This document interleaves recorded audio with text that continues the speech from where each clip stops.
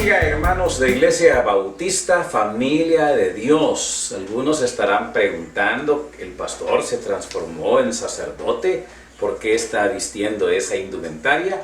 Pues déjeme aclararle que los sacerdotes por tradición usaban sotana. Pero fue en el siglo pasado cuando la iglesia anglicana empezó a usar lo que se le llama el cuello clerical. Y posteriormente, cuando llegaron a Estados Unidos los primeros misioneros protestantes y las misiones bautistas, adoptaron esta indumentaria como parte de su vestimenta normal para distinguirse de las otras personas. Hoy en Hechos capítulo 4, verso del 23 al 31, vamos a hablar del valor. Y tú debes decir, Señor, dame valor. Se requiere valor también para vestirse de esta manera. Hace un tiempo asistimos con el pastor Neri Ernesto Figueroa de Iglesia Osana a un encuentro ecuménico, donde había venido desde el lejano oriente una de las personas que son los patriarcas de la iglesia de Antioquía, de la iglesia católica primitiva de Antioquía. El encuentro fue muy especial porque nos dimos cuenta que se requiere valor para poder ser diferente a las demás personas. Y en esa oportunidad, ese hermano que vino de allá, que era un obispo, el líder mundial, casi con la misma calidad del Papa en el hecho de gobernar a toda una iglesia, considerándose ellos los originarios de la iglesia verdadera, se requería valor para haber recorrido el mundo y haber venido hasta El Salvador por una iglesia que tienen acá en Ahuachapán. Bien, quiero decirles que la comunidad de cristianos en Jerusalén, como vamos a ver hoy, nos va a dar un ejemplo de lo que es la oración de poder. Y leamos en Hechos capítulo 4, verso del 23 al 31. Dice así la palabra del Señor. Hechos capítulo 4, verso del 23 al 31. Y puestos en libertad, vinieron a los suyos y contaron todo lo que los principales sacerdotes y los ancianos les habían dicho. Y ellos, habiendo oído, alzaron unánimes la voz a Dios y dijeron: Soberano Señor, tú eres el Dios que hiciste el cielo y la tierra, el mar y todo lo que en ellos hay, que por boca de David tu siervo dijiste: ¿por qué se amontinan los pueblos y piensas cosas vanas? Se reunieron los reyes de la tierra y los príncipes se juntaron en una contra el Señor y contra su Cristo, porque verdaderamente se unieron en esta ciudad contra tu santo Hijo Jesús, a quienes ungiste Herodes, Poncio Pilato, con los gentiles y el pueblo de Israel, para hacer cuanto tu mano y tu consejo habían antes determinado que sucediera. Ahora, Señor, mira sus amenazas y concede a tus siervos que con todo denuedo hablen tu palabra, mientras extiendes tu mano, para que se hagan sanidades y señales y prodigios mediante el nombre de tu santo Hijo Jesús. Cuando hubieron orado, el lugar en que estaban congregados tembló, y todos fueron llenos del Espíritu Santo, y hablaban con denuedo la palabra de Dios. La primera comunidad de cristianos en Jerusalén, lo que le llamamos la iglesia primitiva, nos va a dar un ejemplo de cómo hacer una oración de poder y de cómo ya en los inicios de la iglesia los primeros cristianos entendieron que los salmos hablaban de Jesús. Mira qué importante que hoy en este tiempo de pandemia cabalmente hemos estado leyendo los salmos. Los salmos siempre han sido usados por las iglesias cristianas como respaldo para sus oraciones. Para entender qué es eso de una oración de poder, quiero que vayas conmigo a 1 de Juan 5:14. donde vamos a notar que la frase clave de este versículo es pedir conforme a su voluntad. Pedir conforme a su voluntad. Y leemos, y esta es la confianza que tenemos en Él, que si pedimos alguna cosa conforme a su voluntad, Él nos oye. Repetimos la frase, apréndetela de memoria, pedir conforme a su voluntad. Cuando Pedro y Juan volvieron, contaron cómo los habían amenazado de muerte, la iglesia, en lugar de lamentarse, en lugar de sentirse preocupados, angustiados, deciden orar. Pudieron haber llorado, salir corriendo, planear escapar para otros lugares clandestinamente, pero su reacción fue orar y respaldaron su oración con el Salmo 2, entendiendo que Pilatos y el concilio, el Sanedrín, eran esos reyes y príncipes que se habían unido en contra del ungido de Dios. Y ellos piden una cosa que tal vez nosotros jamás hubiéramos pedido. Nos hubiera resultado más natural, más comprensible, más lógico, pedirle que el Señor nos librara de la persecución, que el Señor incluso mandara a sus ángeles a destruir a todos estos corruptos, que el Señor ejecutara sus juicios terribles. Pero en lugar de eso, ellos piden, danos valor para predicar la palabra. ¿Has pedido alguna vez eso? Lógicamente vienen y dicen, Señor, también queremos sanidades, señales y prodigios, pero eso solo como respaldo a la obra de la predicación. Mira conmigo en Hechos 4, nuevamente, el verso 29 al 30, y dice así: ahora, Señor, mira sus amenazas y concede a tus siervos que con todo denuedo hablen tu palabra mientras extiendes tu mano para que se hagan sanidades, señales y prodigios mediante tu santo Hijo Jesús. Hermanos, ¿no fue una respuesta lógica? La respuesta hubiera sido, Señor, desaparécenos, manda tus ángeles, destrúyelos, líbranos del mal. Pero ellos dijeron, nos están amenazando.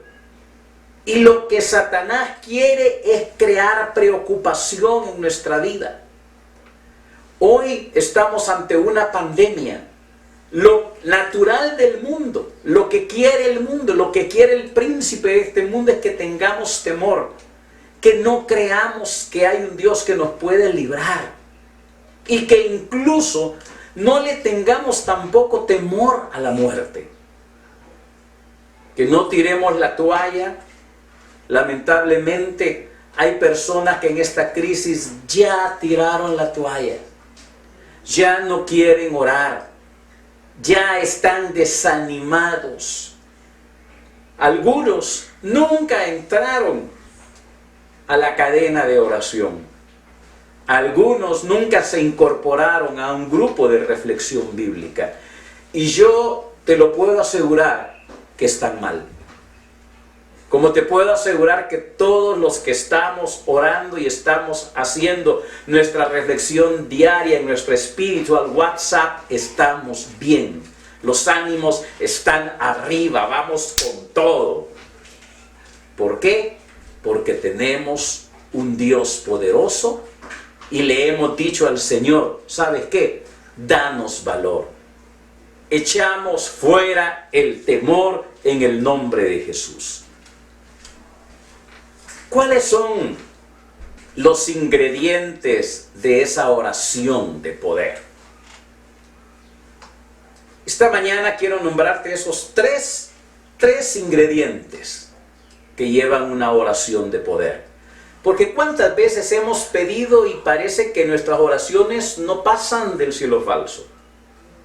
Cuántas veces hemos pedido y pareciera que Dios no escucha nuestras oraciones.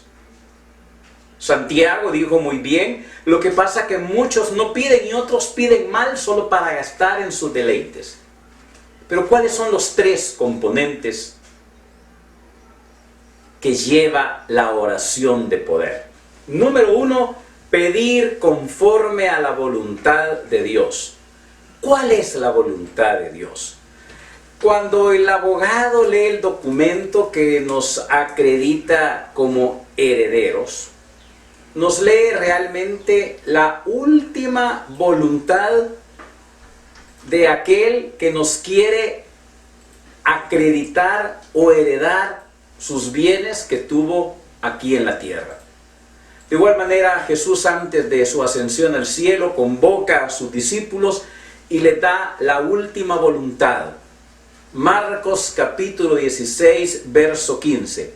Id por todo el mundo y predicad el evangelio a toda criatura. Por lo tanto, la petición de los apóstoles era divina y no humana. Porque la última voluntad, porque la voluntad suprema de Dios era predicar la palabra. Y ellos están pidiendo tener poder y denuedo para predicar la palabra de Dios. Predicar es hacer la voluntad de Dios. Cuando pedimos conforme a esa voluntad, debemos tener la seguridad que Él nos escucha. Reflexionemos. Lo que estamos pidiendo, lo que le hemos pedido al Señor, ¿es acorde a su voluntad? ¿O simplemente le pedimos cosas de acuerdo a nuestros propios intereses y caprichos para gastar en nuestros deleites, como dice Santiago? Y cuando hemos logrado obtener lo que ansiamos, ¿eso que logramos glorifica al Señor? ¿O esto que logramos, estabas pidiendo una casa, conseguiste la casa, pero te alejó de la iglesia? ¿O ya no tienes tiempo para congregarte? Estabas pidiendo un trabajo, hoy ya no tienes tiempo de leer la palabra de Dios. Número 2, segundo componente. Debemos respaldar nuestra oración con la palabra de Dios. Notemos que los apóstoles van a utilizar el Salmo número 2. Y van a adaptar este salmo a la actualidad. Lo van a hacer vivencial. Y dice, tú escribiste en el salmo que contra tu ungido se iban a unir los reyes de la tierra. Y ahora está pasando, Señor. Esa profecía se cumplió. Pero tú también dices que te ibas a reír de ellos y que no se iba a detener, sino que tú habías declarado, no se iba a detener la palabra, tú habías declarado, tú eres mi hijo, yo te he engendrado hoy. Así que ahora nosotros, como tus hijos, reclamamos esa palabra que tú mismo dijiste. Qué importante, hermanos, es leer la palabra y conocerla. Qué importante es que ahora los grupos de reflexión bíblica estamos empapados comiendo la palabra del Señor. ¿Cuánta gente me ha dicho, pastor, nunca habíamos leído la palabra? O al menos no como hoy. Sí la habíamos leído, sí íbamos al culto, éramos oidores, pero hoy es un alimento, lo estamos saboreando. Ya entendimos, hermanos, que nuestra oración, en lugar de ser un clamor de angustia, ahora es una oración de agradecimiento. Ya entendimos, hermanos, que la voluntad de Dios para nosotros empieza a cumplir cuando aún las circunstancias no son adversas. Número 1, pedir conforme a su voluntad. Número 2, respaldar nuestra oración con la palabra de Dios. Y un componente más, orar como primer recurso. Muchas veces, sin pensarlo, a la ligera, casi profanamente, decimos, bueno, hermano, no nos queda otro recurso más que orar. Ya no podemos hacer nada más que solo orar. ¡Qué tristeza! Que la iglesia usa la oración como último recurso cuando debería ser el primer recurso a utilizar. Lo primero que hicieron los discípulos al enterarse las amenazas con que los apóstoles habían sido sentenciados y que por ende todos ellos estaban en problemas, no fue salir corriendo, sino orar.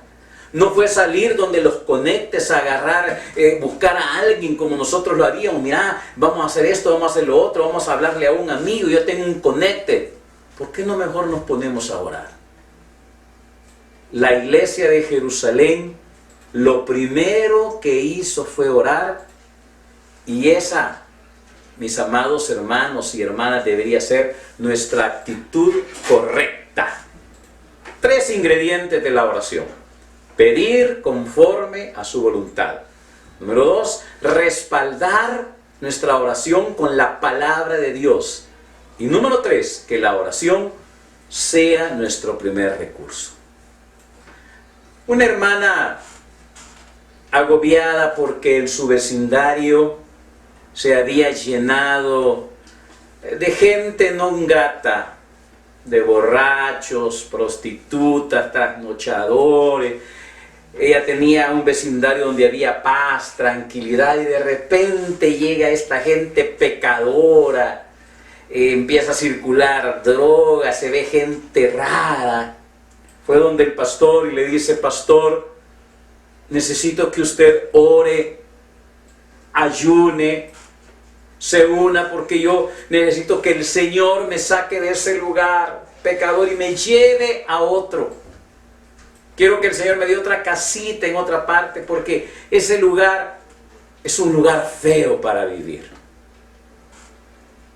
El pastor le dijo: hermana, créame que voy a orar, vamos a invitar a las hermanas del ministerio de oración que clamemos. Pero fíjese que, aprovechando que usted ha venido y es una de las ancianas de la congregación, de las primeras que fueron casi fundadoras de la iglesia, quiero pedirle un consejo. Ella le dijo: sí, pastor, claro. Es que ha venido el hermano fulano, usted sabe, él es uno de nuestros diáconos principales. Y él me cuenta que en el sector donde él vive, su casa es la única que tiene energía eléctrica. Ni siquiera hay en la calle un poste de tendido eléctrico, no hay alumbrado público. Por lo tanto, él durante mucho tiempo ha dejado una luz encendida para que la gente del lugar, cuando regresa a su casa de noche, pueda ver y no tropezarse. Pero como hoy han subido a la electricidad, a él está saliendo muy caro tener ese foco, porque al principio era un foco pequeño, pero los vecinos le dijeron: mire, don fulano, ¿y por qué no pone un foquito más grande porque nos ayude? Y me dice: pastor, pues yo le vengo a consultar que pues yo creo que sí es necesario ese foco, pero gasto demasiado. ¿Qué debo hacer? ¿Qué me aconsejaría usted que le diga yo a la hermana? La señora se indigna y le dice: caramba, pero dígale que no sea turbio, pobre gente. ¿Qué va a hacer esas personas si es la única luz que hay en el lugar? Se van a tropezar, se van a caer. Puede haber un accidente, pastor, que no sea ingrato ese hombre. Mire que si le pasa algo a las personas, él va a ser el culpable. Es la única luz que hay en esa calle. El pastor le dijo entonces, correcto, pues haga usted lo mismo. El Señor la escogió para ser la única luz en el vecindario, para ser la luz en medio de las tinieblas. Cumpla su misión.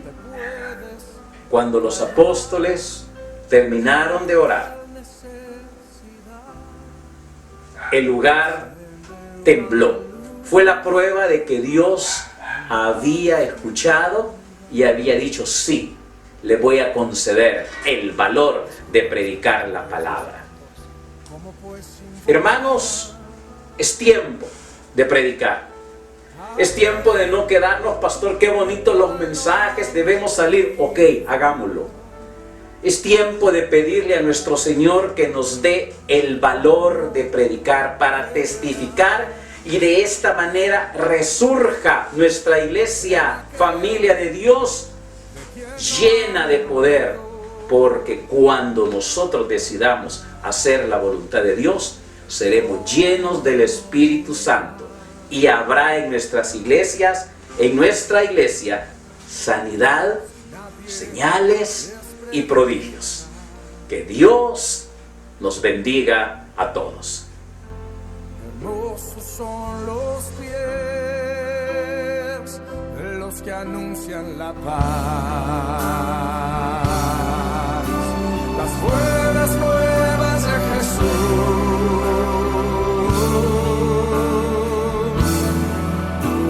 Enciende una luz, déjala brillar, la luz de Jesús, que brille en todo lugar, no la puedes esconder, no te puedes callar ante tal necesidad. Este ha sido el mensaje de nuestro pastor Carlos Hernández. Recuerden estar presente en nuestras redes sociales, suscríbase a nuestro canal de YouTube, darle me gusta y seguir nuestra página en Facebook, compartir este mensaje en sus diferentes redes sociales, hacer su espíritu al WhatsApp y sobre todo unirnos en nuestra cadena de oración todos los días a las 8 de la noche. Unámonos, oremos por El Salvador.